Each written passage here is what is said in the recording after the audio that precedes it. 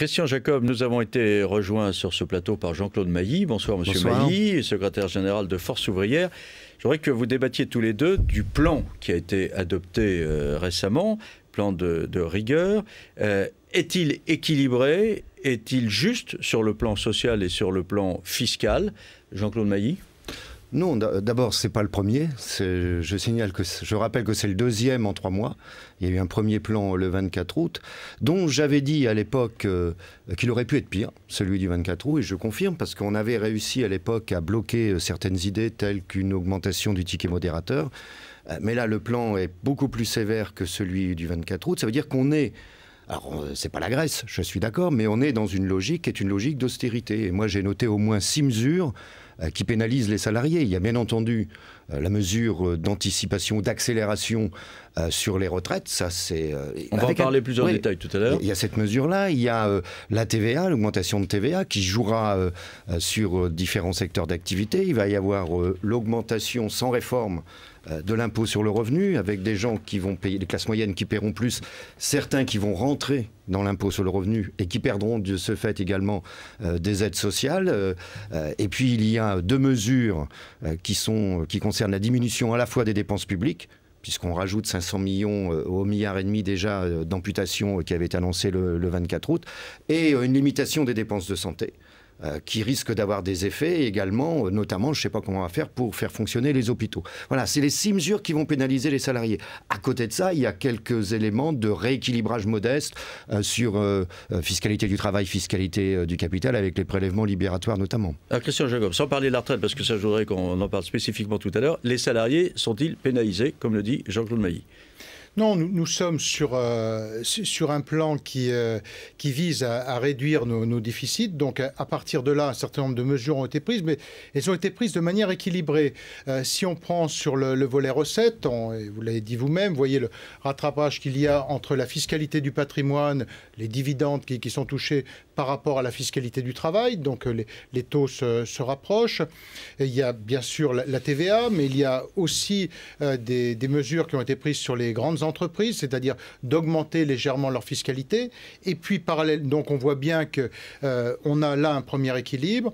Et ensuite, le deuxième volet qui est très important, et nous, c'est un point auquel on était très attachés au groupe UMP à l'Assemblée, c'est de d'aller sur des réformes structurelles, dont celle des retraites. Donc on va y revenir. Mais au-delà de ça, c'est effectivement sur la santé. Sur la santé, la France a un système de santé aujourd'hui particulièrement efficace. Si on raisonne sur le restant dû, c'est, je crois, 9,4% des dépenses de santé qui restent dues. Ce qui en fait d'ailleurs un des systèmes les plus sociaux ou les moins chers de l'OCDE et je crois même au monde. Donc, de la même façon que sur la barémisation, nous l'avons axé sur le taux de croissance, c'est-à-dire sur la richesse réelle du pays, et tout en préservant les gens qui sont dans les situations les plus fragiles. C'est ça l'autre point qui est important à souligner. Peut-être sur la santé, justement, et la sécurité sociale d'une façon plus générale. On voit aussi que le gouvernement, Nicolas Sarkozy, je crois, cette semaine, va annoncer des mesures contre la fraude sociale. Est-ce qu'il y a là, Jean-Claude Mailly, des choses qui vous apparaissent comme étant intéressantes ou pas? Oui, non, mais attendez, j'ai entendu ça, oui, j'ai entendu que le président de la République allait faire des annonces, mais là encore, c'est pour stigmatiser une population plus particulière. Dans tout système, il y a des fraudes. On ne pourra jamais éviter, quel que soit le système, il y a toujours... Bon, mais c'est relativement... C'est limité. Vous savez, si on dit demain, si j'ai bien compris, ceux qui sont en arrêt de travail, prescrit par un médecin, on se met pas tout seul en arrêt de travail, ça veut dire que le médecin prescrit un arrêt de travail. Vous allez être contrôlé non pas par la sécurité sociale, parce que maintenant ce sont des entreprises privées, des médecins d'entreprises privées, donc payés par votre employeur, qui peuvent venir vous vérifier. Et qui vont dire, bah non, le médecin s'est planté, vous ne devriez pas être en arrêt de travail. Et on dirait, à ce moment-là, vous allez devoir rembourser les indemnités. Écoutez, il y a un côté provocation. Il faut savoir aussi que dans beaucoup de cas, et on avait déjà signalé ça il y a plusieurs années, quand une entreprise a des difficultés, ça peut être aussi d'inciter les salariés à s'arrêter. Ça existe aussi, ça, c'est pas le salarié qui est demandeur, hein, c'est l'entreprise avec certains médecins. Donc si c'est pour jouer sur ce terrain-là, je crois que c'est plus politicien et stigmatisant qu'autre chose. Maintenant, vous savez, alors c'est l'objectif national des dépenses d'assurance maladie. Il devait prévu augmenté de 2,8 dans le projet 2012. Beaucoup disaient, et pas simplement syndicalement, mais la Fédération hospitalière de France, par exemple, les hôpitaux publics, que c'était déjà insuffisant. On va non plus 2,8, on va mettre 2,5 pour faire 500 millions d'économies. Peut-être qu'il y aura des économies ailleurs que sur l'hôpital, mais pour avoir visité une bonne dizaine d'hôpitaux ces derniers temps, publics, ils sont à bout. Et quand je dis ils sont à bout sur la situation budgétaire, c'est non seulement le personnel, c'est aussi les médecins. Donc ça m'inquiète. On a un bon système de santé qui commence à avoir de sérieuses difficultés.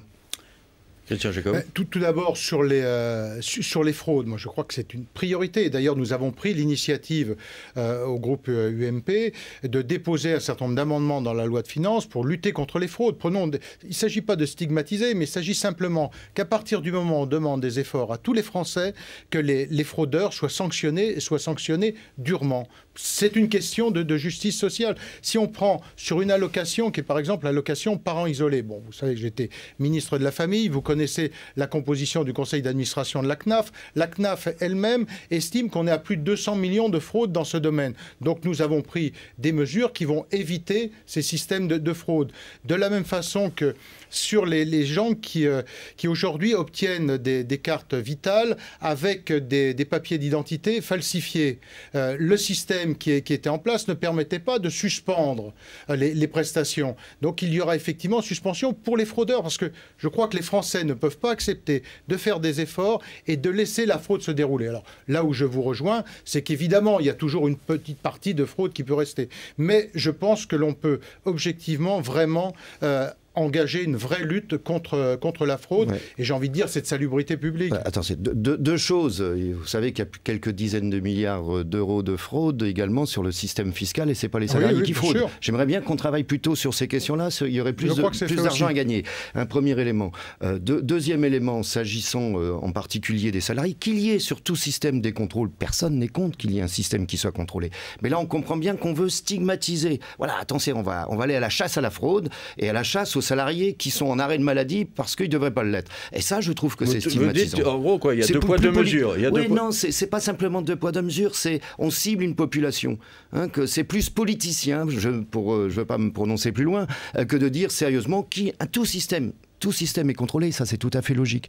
Hein, qu'il y ait aussi, constate certaines fraudes, qu'il y ait un système de contrôle sur l'allocation de parents isolés, ça ne me choque pas. Mais de dire, voilà, comme je le lisais ce matin dans la presse, on va mettre l'accent sur le fait qu'il y a beaucoup trop de salariés qui s'arrêtent de manière injustifiée. Je suis désolé, quand les salariés s'arrêtent, c'est le médecin qui prescrit l'arrêt de travail. Christian Jacob, ce que vous dit Jean-Claude Mailly, dans le fond, la fraude fiscale, on devrait s'y intéresser beaucoup plus qu'on ne le fait. On s'y intéresse déjà beaucoup, et je crois que tout ce qui peut être fait dans ce domaine va dans le bon sens. Encore une fois, on est dans ces périodes difficiles, la fraude doit bien évidemment être sanctionnée. Mais il y a peut-être, un autre débat que je voudrais bien qu'on ouvre ensemble, c'est celui du financement de notre protection sociale.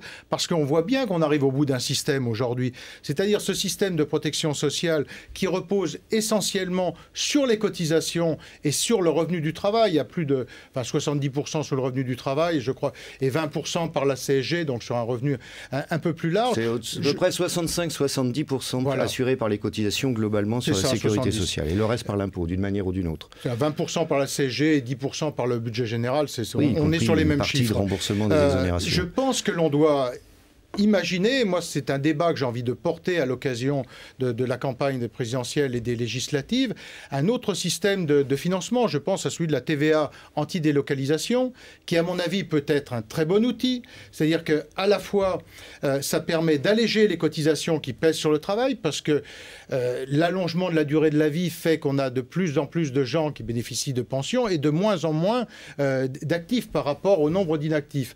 Donc ça nous permet d'alléger les charges qui pèsent sur le revenu du travail, et en même temps de faire contribuer au financement les produits d'importation, et peut-être d'éviter certaines délocalisations qui se font pour aller chercher un coût du travail moins élevé à l'extérieur et venir revendre en France les produits. Alors Jean-Claude Mailly a fait la moue. Hein. Oui, non, mais attendez, il y a deux choses. Non, c'est pas ça. C'est qu'il y a deux choses. Sur le système de financement de la protection sociale collective, il y a ce qui relève de l'assurance, ce qui relève de ce qu'on appelle les droits contributifs contributif qui continue à relever et qui doit continuer à relever du système de cotisation. Maintenant, il faut bien prendre en charge ce que nous disons, nous, à FO, depuis plusieurs années. Ça fait des années qu'on explique ça. Il y a ce qui relève de la solidarité des salariés entre eux, il y a ce qui relève de la solidarité nationale, donc de l'impôt. Qu'un gouvernement, quel qu'il soit, parce que quelles que soient les majorités, ça n'a jamais évolué, fasse clairement la distinction des choses. Et ce qui relève de la solidarité des salariés, on le finance par la cotisation. Pour le reste, ça doit être financé par l'impôt. Il y a déjà une partie de financée par l'impôt. Et après, on discute. Mais cotisation assise sur quoi ?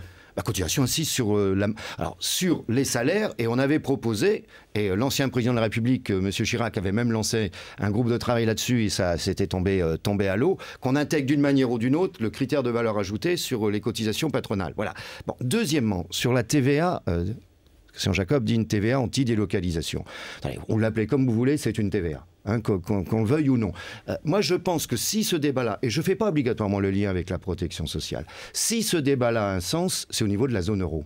Ce n'est pas au niveau d'un seul pays de la zone euro. C'est au niveau de la zone euro. Si on a une monnaie commune, monnaie unique, eh bien on doit pouvoir se protéger au niveau de cette zone euro. La TVA est un instrument de protection. Les Américains se protègent. Les Chinois se protègent. Au nom de quoi on ne se protégerait pas au niveau européen. Deuxième élément, mais ça m'apparaît très important.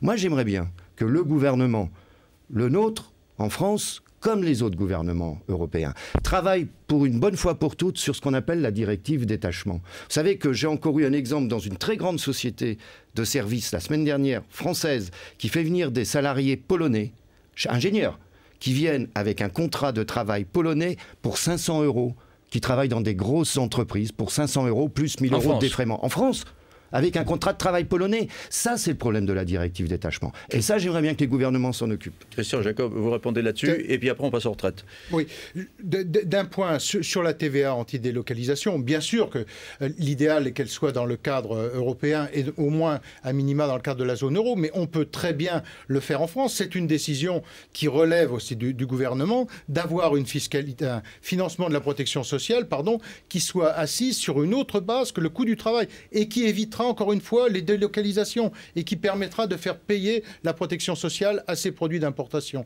Je pense que tout le monde a y gagné, de la même façon qu'on a un autre débat qui est lié à celui-là, c'est celui de la compétitivité de nos entreprises. Parce que si l'on veut lutter contre le chômage, créer de l'emploi, c'est la compétitivité des entreprises avec un autre débat qui est celui du temps de travail qu'il faudra aussi remettre sur la table. Moi, je crois qu'on ne pourra pas échapper à cette discussion. Donc TVA anti-délocalisation, temps de travail et formation, c'est le volet sur l'apprentissage. Et un salaire polonais en France. Et un salaire polonais en France. C'est pas normal. Ben, ça existe. Il n'y a pas qu'en France, ça existe en Allemagne aussi. Vous savez que ça existe. Oui, bien sûr. Et il faut. Alors comment on fait pour le contrer? On va vers davantage d'harmonisation. On va vers des systèmes de réglementation qui permettent de l'empêcher, mais j'entends bien cet argument. Alors, les retraites. Dans votre livre, Christian Jacob, vous dites s'il y a une réforme qui a été bien menée, c'est celle des retraites. Pourquoi? Et convainquez Jean-Claude Mailly.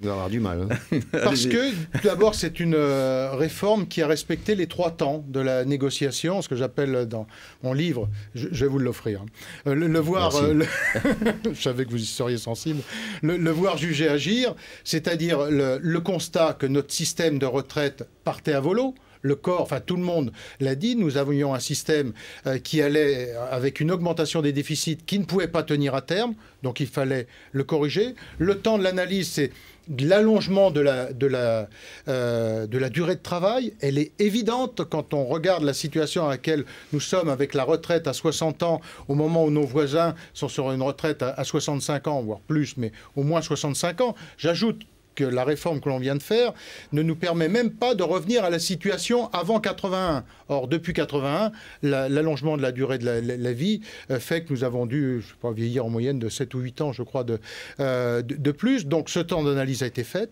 Ensuite, c'est une réforme qui, aujourd'hui, a été votée et acceptée parfaitement. Et la correction qui vient d'être faite est tout à fait minime. Le principe, c'est tout simplement d'allonger de 2 ans l'âge légal de départ à la retraite, et ça, de le faire entre juillet 2011 et décembre 2018. Et là, nous l'avons avancé d'1 an à 2017. Jean-Claude Mailly. Non, d'abord, c'était pas un sujet de négociation, il n'y en a pas eu d'ailleurs, c'est un sujet de concertation. C'est pas une question de vocabulaire. L'âge de la retraite, le système de retraite, sauf les retraites complémentaires, ça relève du gouvernement et du Parlement. Donc on négocie pas avec le Parlement, on discute et le Parlement prend ses responsabilités à la fin. L'objectif, enfin, la raison de moi, ce que j'appelle la contre-réforme de l'année dernière, c'est pas une question d'espérance de vie. C'est faux. C'est pas une question de démographie. C'était un signe au marché financier. C'était par rapport à la situation financière. D'ailleurs, M. Fillon, le 24 août, quand il a fait l'annonce du premier plan, il a bien dit « Heureusement qu'on a fait la réforme des retraites par rapport au marché financier », ce qui a encore été confirmé ces derniers jours. Vous savez, l'espérance de vie, il n'y a pas que depuis... c'est pas moi qu'il faut convaincre. Non, mais il n'y a pas que depuis 30 ans qu'elle augmente. Elle augmente depuis... au moins le 19e siècle, ça ne nous a pas empêché de construire un système de retraite, de faire une retraite à 60 ans, de la financer, etc., progressivement. De ne plus la financer, là. Non. Je dis, quand ça a augmenté l'espérance de vie, elle a augmenté tout le temps l'espérance de vie, y compris au 19e siècle, elle a augmenté. Et si on avait suivi ce raisonnement à l'époque, l'espérance de vie augmente, donc on ne peut rien faire. Non, on a quand même construit des systèmes de retraite. Le problème, la retraite, ce n'est pas un système en vase clos. Le système de retraite, dans tout pays, il se situe dans une logique de politique économique, de moyens qu'on veut bien dégager, etc. Et là, on est vraiment dans une logique qui est une logique du voilà, il faut satisfaire les marchés financiers. Partout, on allonge la durée de la retraite, il faut faire la même chose. Quant à l'annonce du 11 juillet, moi, je veux dire, c'est une provocation et une humiliation. Les salariés n'ont toujours pas avalé. Ils n'ont pas avalé, il ne faut pas croire. Moi, de quoi on me parle quand je discute avec les salariés depuis des mois? On me parle du dossier retraite encore aujourd'hui. Et là, vous savez, c'est comme une plaie qui n'est pas cicatrisée, paf, on vous refout un coup de couteau. Ça veut dire que les gens qui sont nés en 52, on va dire un mois de plus, c'est pas beaucoup. Sauf que il y a un an, on leur a allongé de 1 an et 4 mois, je crois pour eux, ou 1 an. Et là, on leur dit, allez, vous allez leur mettre 1 mois de plus. Ceux de 54, on va leur remettre 3 mois de plus. Eh bien, ça ne passe pas. Tout ça, pourquoi? Pour 100 millions d'euros en 2012. Donc c'est bien un signe politique, un signe vis-à-vis des marchés. Et si je prends les chiffres du gouvernement, pour un peu plus de 4 milliards sur 4 ans, vous ne pouvez pas me dire qu'on ne pouvait pas trouver 4 milliards ailleurs? Par exemple, je vous donne une idée, moi. Non, juste un mot. Une idée. Système d'intégration fiscale pour les grandes entreprises, qui permet à l'entreprise de déduire ses pertes. Ça coûte chaque année au budget de l'État 18 milliards d'euros. On pouvait trouver quelques milliards là-dessus, j'en ai d'autres. Bon, tout d'abord, ça n'est pas de répondre au marché, c'est tout simplement de maintenir un système de retraite par répartition. Ce n'est pas moi qui le dis, c'est le corps. Vous y siégez, moi pas. C'était la conclusion du corps. Comité d'orientation des retraites, voilà, je précise. Qui a dit qu'il fallait que l'on réforme notre système de façon à le maintenir à l'équilibre. On ne pouvait pas, mais on ne pouvait pas maintenir notre système à l'équilibre. Alors, ce que vous condamnez là, prenons l'exemple, je ne sais pas en quelle année vous êtes né, mais si vous êtes né en 55, vous allez, au lieu de prendre votre retraite à 61 ans et 8 mois, vous allez la prendre à 62 ans. Honnêtement, je crois que ces 4 mois, vous allez vous en remettre. Mais il faut être sérieux. Monsieur Jacob, ça fait en 1 an, ils se sont payés 2 ans de plus. Et quand vous regardez... Non, mais on n'est pas revenu à 80, 81, c'était 65 ans. Et quand vous regardez... On ne va pas être le seul pays au monde à avancer l'âge de la retraite, attendez. On peut être un exemple. Hein. Non, mais on peut se battre aussi au niveau européen. Il faut être sérieux. Et quand on regarde les choses au niveau non seulement national, mais au niveau aussi... restons au niveau national. Regardez la situation de l'emploi de ce qu'on appelle les seniors. Il a augmenté de, je crois, plus de 15% en 1 an. Ça veut dire que quand vous avez plus de 50 ans aujourd'hui, vous avez de fortes chances d'être au chômage, de plus en plus, et d'y rester très longtemps. Et ça veut dire que si on recule encore l'âge de retraite, ces gens-là, ils vont c'est favorable à l'emploi des seniors, je pense. Ah bah attendez, non, c'est le contraire en ce moment, parce qu'il y a la crise. Regardez les chiffres. Non, mais on va voir sur cette réforme de la retraite, vous allez voir que ça va décaler et qu'au contraire, ce sera favorable aux seniors. Ils terminent aux minima sociaux avant de pouvoir prendre leur retraite. Non. Ah bah si, ça s'appelle l'AER. On est sur une réforme, encore une fois, qui est saine. On ne peut pas être le seul pays au monde à maintenir la retraite à 60 ans et dire on n'y touche pas, alors que nous avons un allongement de la durée de la vie et qu'on vit de plus en plus longtemps et de plus en plus longtemps en bonne santé. C'est pas ça. On ne va pas être le seul pays d'Europe à refuser cela. Monsieur Fillon a au moins eu le courage de dire le 24 août que c'était la réforme sur les retraites, c'était par rapport au marché financier. Il l'a dit. On conclut. C'est pour moi tout simplement maintenir notre retraite par répartition, mais je tiens à la retraite par répartition. À laquelle vous comme moi on est attaché. Bien sûr que j'y tiens. Bon, manifestement, on ne vous a pas mis d'accord tous les 2 soirs. D'ailleurs, je ne m'y attendais pas, mais au moins les arguments ont été échangés. Merci Jean-Claude Mailly de nous avoir rejoints. Christian Jacob, on va marquer une pause, puis tout à l'heure, on va voir avec vous qui êtes-vous. Ça, c'est une autre question. Voilà. Merci beaucoup. Merci.